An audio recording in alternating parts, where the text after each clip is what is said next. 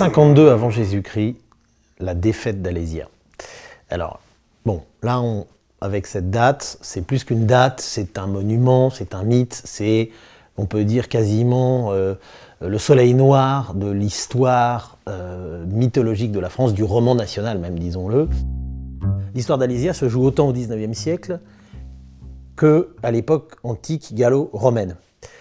Pourquoi ? Parce que Alésia, c'est d'abord, avant tout, une bataille, une défaite, qui met en scène deux héros, César, le héros de la romanisation, et qui est certes un ennemi, mais qui va devenir en fait le patron, en quelque sorte, et surtout bientôt la voix de l'Empire romain en Gaule. L'autre héros, Vercingétorix, qui est l'incarnation du Gaulois avec ses moustaches et son casque ailé. Ce héros, en fait, il n'était pas du tout présent dans la mémoire et la tradition historiographique jusqu'au XIXe siècle. En fait, même jusqu'à Michelet y compris, on pensait que Vercingétorix n'était qu'un titre généralissime. Donc on ne pensait pas du tout que c'était comme un super général, en fait. Bon. Et on ne pensait pas du tout que c'était un personnage, ou en tout cas qu'il y avait plusieurs Vercingétorix possibles.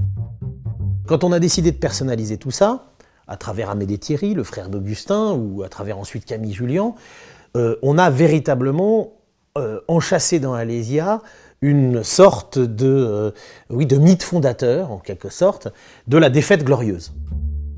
Napoléon III le dit très bien, il dit, voilà, si nous n'avions pas perdu à Alésia, alors ce « nous » déjà pose problème, puisqu'il est celui d'une généalogie mythique avec les Gaulois, enfin si les Gaulois n'avaient pas perdu à Alésia, le bienfait de la civilisation romaine ne serait jamais venu, et donc au fond, Vercingétorix se sacrifie en se rendant à César.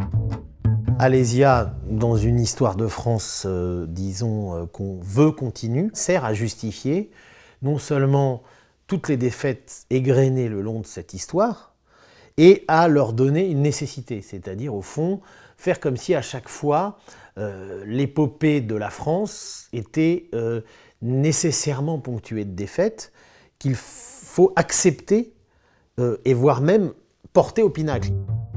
Alésia, dans l'histoire de France, son moment finalement le plus paradoxal d'utilisation, c'est certainement pendant la Seconde Guerre mondiale, au moment où Vichy célèbre à la fois le culte de Gergovie en faisant apporter dans un énorme cénotaphe de terre toutes les terres des communes de France, donc là dans une sorte d'image absolument incroyable du culte de la terre et du sol, et en même temps valorise en permanence ce nouveau césarisme, cette nouvelle romanisation que serait le Troisième Reich.